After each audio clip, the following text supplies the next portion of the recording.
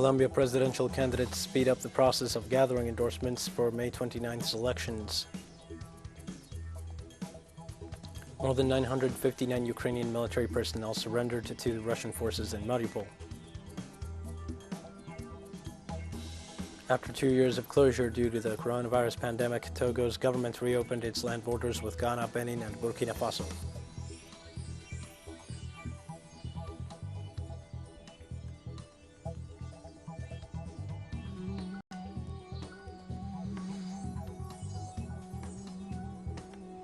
Hi, this is From the South. I am your news anchor, Dio Martin, from the TeleSUR studios in Havana. We begin with the news. Candidates for the presidency of Colombia have accelerated the process to gather support for the elections for next May 29th. Gustavo Petro, candidate for Pacto Histórico, and who, according to polls, is the favorite in voting intention, confirmed on Tuesday the support to his campaign expressed by several singers who presented the song Te Quiero Mucho Colombia, where they spoke of such endorsement to him and his vice presidential candidate, Francia Marquez. On the other hand, the campaign of Federico Gutierrez assured that a group of citizens under the Mejor Así Association ratified their support to the former mayor of Medellin through a release in which they talked about the need to fight against corruption.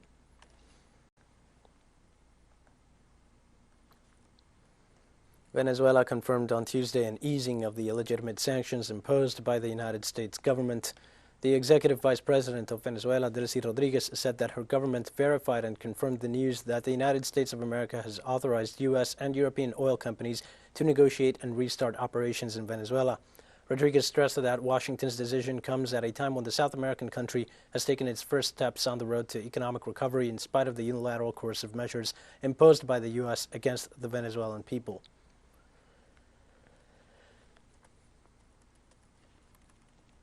Cuban Deputy Foreign Minister Carlos Fernández de Cosio condemned the subversive purposes of the measures recently announced by the United States regarding the island. As reported by the official, the provisions have a hostile language towards the revolution and make clear the intentions to divide, destroy the unity of the people and the political system of the Caribbean nation.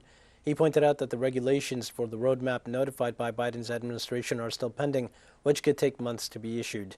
The U.S. government announced the day before the elimination of limits on remittances, the reauthorization of the so-called people-to-people travel, and the family reunification program, all suspended by Trump's administration. Regular and charter flights to Cuban provinces will also be reestablished. Consular services at its embassy in Havana will be expanded, and other provisions will be included.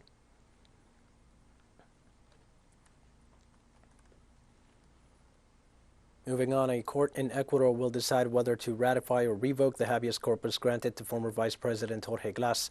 The hearing will take place in the province of Santa Elena, where the recourse was granted on April 10th. The hearing will be attended by representatives of the State Attorney General's office and the National Service of Integral Attention to Adults Deprived of their Freedom. Also attending the trial will be 33 people who filed a motion to be able to testify before the court. Meanwhile, the German embassy in Ecuador, on the grounds of Glass being a German citizen, requested virtual access to the hearing.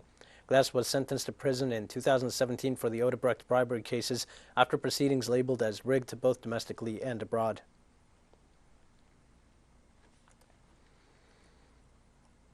In El Salvador, more than 30,000 people were arrested during the emergency regime imposed by the government of President Nayib Bukele. After the Salvadorian president stated in March that he would start a war against criminal groups in order to stop the waves of homicides in the country, authorities informed that they have arrested at least 30,506 gang members. The National Civil Police confirmed that 536 terrorists were captured last Sunday, May 15th. El Salvador is under siege by the Mara Salvatrucha, Barrio 18, and other groups, which total 70,000 members, of which a little more than 46,000 are imprisoned due to an offensive implemented by the Salvadoran executive.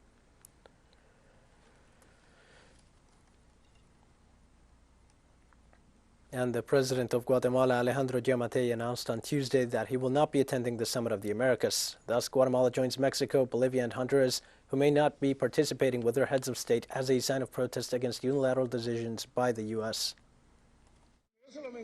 When I mentioned to President López Obrador that I was going to make a decision that was going to cause a stir, and it is good that some people are recording this, that it was going to cause a stir, especially in a country that, thank God, we have Mexico in between.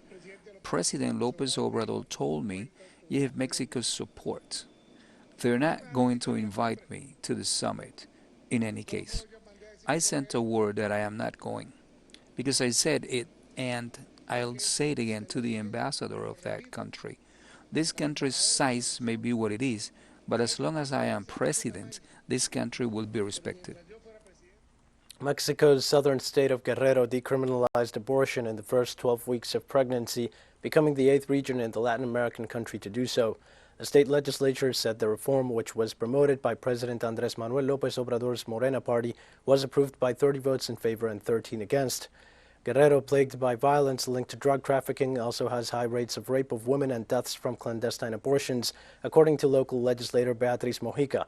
Abortion has also been decriminalized in Mexico City and the states of Oaxaca, Baja California, Sonora, Colima, Veracruz, and Hidalgo. In September 2021, the Supreme Court declared the laws criminalizing abortion unconstitutional, authorizing the de facto throughout the country. That ruling allowed women who live in states where abortion is still forbidden to file a legal recourse to that health institutions perform an abortion on them.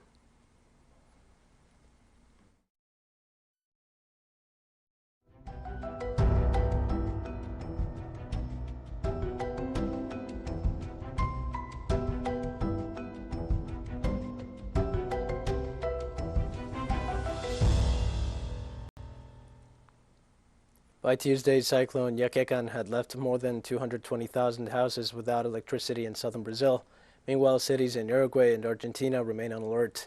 The subtropical cyclone Yakegan destroyed utility poles, trees, and downed electricity transmission cables in the Brazilian state of Rio Grande do Sul. Because of the storm, Brazil's National Meteorological Institute has issued an alert for 400 cities where there may occur a windstorm. Another 401 towns are said to be in great danger. In Uruguay, Yakegan left 1 dead in Montevideo and wreaked havoc in Punta del Este with winds of up to 100 kilometers per hour. And in Argentina, authorities issued a yellow alert for the city of Buenos Aires and its surroundings.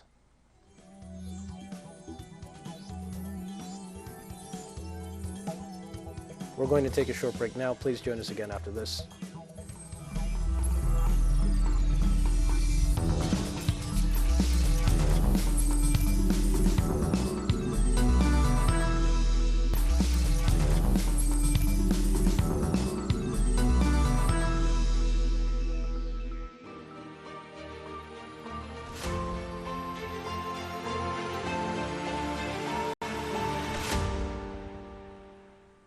Hi, and welcome back to From the South. The Russian Defense Ministry said that 694 fighters of the Nationalist Azov Battalion and other Ukrainian military blockaded the Azovstal steel plant in Mariupol laid down their arms in the last 24 hours.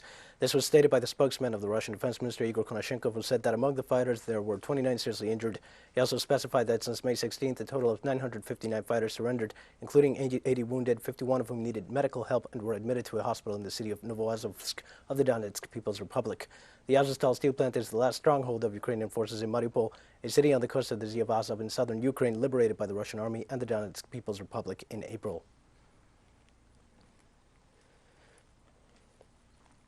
Russia's foreign ministry announced on Wednesday that 27 Spanish diplomats would have to leave the country within a week, after announcing it would also expel 24 Italians as well as 34 French diplomats. The decision was announced by the ministry spokeswoman Maria Zakharova, stating that 27 employees of the Spanish embassy in Moscow and the Spanish consulate general in St. Petersburg have declared persona non grata. The Federation will also expel 24 Italian diplomats and 34 French high government representatives. This happened after various European countries ordered Russian staffs out. Let us remember that last April, Spain expelled 25 Russian diplomats and embassy staff from Madrid. Meanwhile, and also in April, France kicked out 35 Russians with diplomatic status.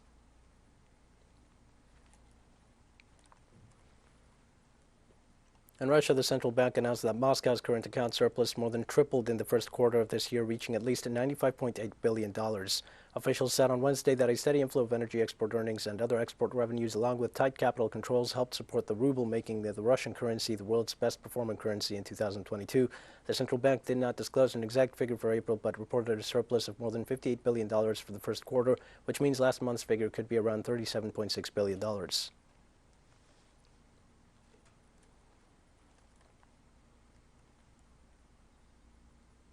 The European Union's executive agency proposed to provide up to $9.46 billion to help Ukraine throughout the rest of 2022.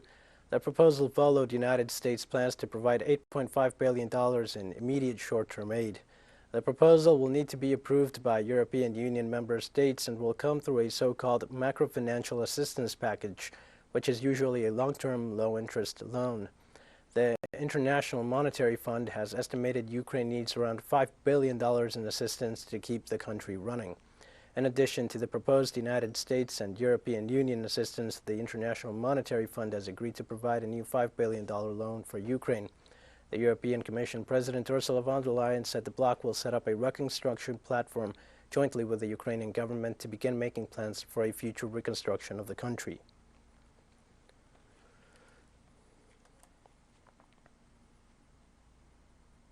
Finland and Sweden formalized in Brussels their request to join the North Atlantic Treaty Organization. The ambassadors of Sweden and Finland to NATO delivered their application to join the alliance on Wednesday at the Transatlantic Organization's headquarters in Brussels, where they met with Secretary General Jens Stoltenberg.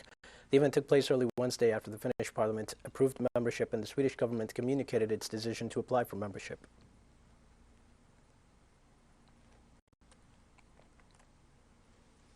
And on Tuesday, Turkey's Foreign Minister Mevlut Cavusoglu said that talks are underway with the United States to allow the Scandinavian nations to join NATO. This occurred after President Erdogan indicated his refusal to allow Sweden and Finland to join the alliance. We want to solve the problems we have in our relationship with the United States. The meeting in Rome on the margins of G20 summit in October, the meeting between our president and the U.S. President Joe Biden was important in this regard. We established a strategic mechanism on Mr. Biden's suggestion. The goal of this mechanism is to resolve bilateral or regional issues on which we disagree and work on taking joint action on these issues. Likewise, Cavusoglu said that they hope that in the coming days they will be able to reach an agreement with the United States Secretary of State Antony Blinken. We held an initial meeting in Ankara between deputy foreign ministers, following tomorrow's meeting with the U.S. Secretary of State Antony Blinken. On the foreign ministerial level, it is our hope to have a meeting on the leadership level this year. Within this framework, I hope that by proceeding in a result-oriented way within this mechanism's framework, we're able to resolve or minimize our issues and also expand our cooperation. We have more news coming up after a final short break. Please stay with us.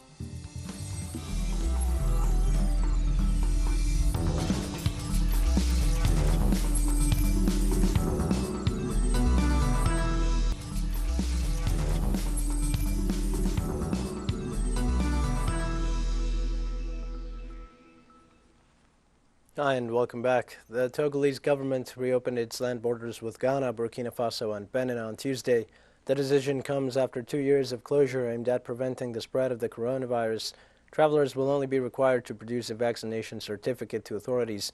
So far this month, Togo recorded only 32 cases and no deaths due to COVID-19. Emphasizing the slowdown in infections, the government issued a statement on Monday announcing the reopening of borders. The executive also said that the vaccination campaign began March last year should continue.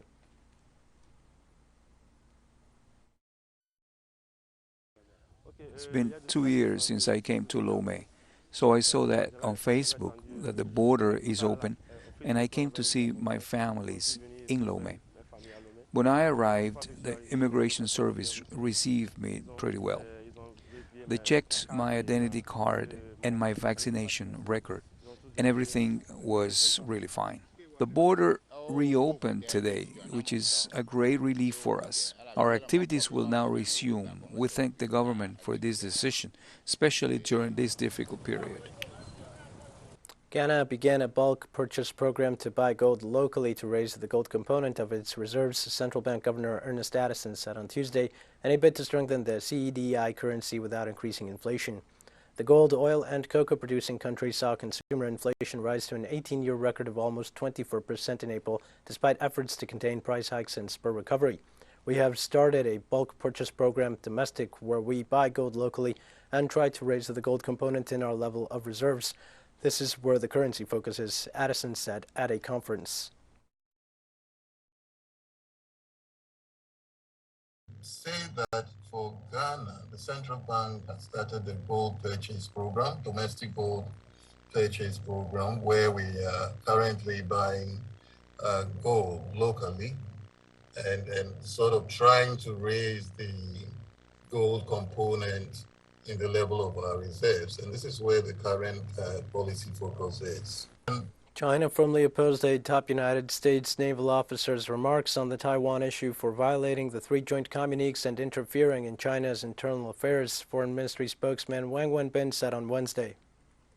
U.S. side's remarks violate its commitment to China and interfere in China's internal affairs. China firmly opposes this. By going back on its words, the U.S. will not only damage its own image, but also pay a corresponding price. Breaking promises on the Taiwan issue is bound to be punished by history. We urge the U.S. side to strictly follow the One China principle and the provisions of the three China-U.S. joint communiques and implement its statement of not supporting Taiwan independence, so as not to seriously damage China-U.S. relations and peace and stability across the Taiwan Strait. Chinese President Xi Jinping had a phone conversation with PresidentElect counterpart Ferdinand Romualdez Marcos on Wednesday, exchanging their views on bilateral ties and regional development. Xi congratulated Marcos again on his election as the president of the Philippines. He stressed that Marcos has participated in and witnessed the development of China-Philippines relations, calling him a builder, supporter, and promoter of the China-Philippines friendship. The Chinese head of state urged both countries to carry forward the friendship between them and stay true to their original aspirations. Marcos expressed his full expectations for better and stronger development of bilateral ties in the future, adding that he is ready to work with the Chinese side to inject new and strong impetus into the development of bilateral ties.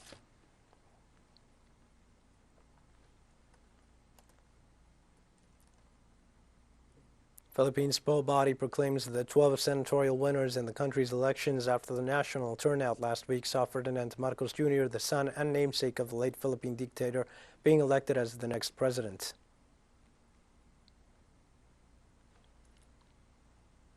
A French appeals court on Wednesday confirmed that the cement giant Lafarge must face charges of complicity in crimes against humanity over alleged payoffs to Islamic State and other jihadist groups during Syria's civil war.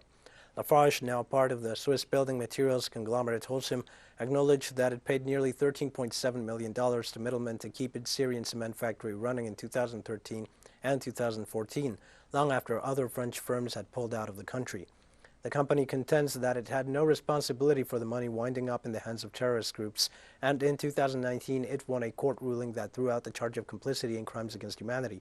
But that ruling was overturned by France's Supreme Court, which ordered a retrial in September 2021. And the recent decision on Wednesday means that a judge could order Lafarge and 8 of its executives, including former CEO Bruno Lafont, to stand trial.